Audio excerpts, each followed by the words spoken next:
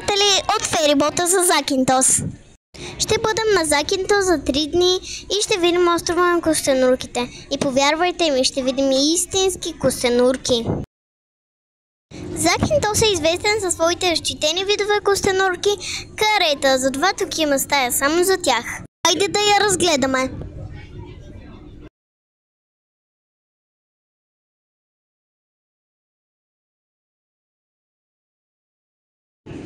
Морето е много готино. Ето това там е Закинтос. Почти стигнахме, ето го Закинтос. Отпътуваме към острова на костенурките с лодката Камелия 2. Още не сме тръгнали и виждаме рибките през прозрачното дъно на лодката. Ето там има и други лодчици като нас.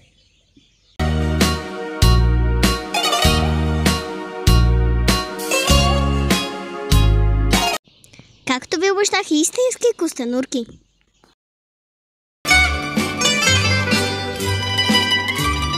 Σήκω, χόρεψε σιρτάκι με τρελή διπλοπένια. Беше много хубаво, скачахме от лодката, но за жалост не можеше да снимаме.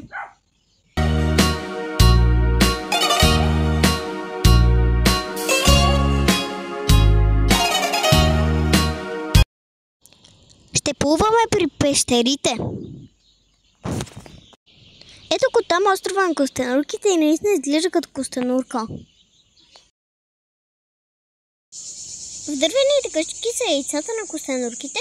На този площ е забранено да се копае или да се прави замъци, за да не повредим малките костенурчета.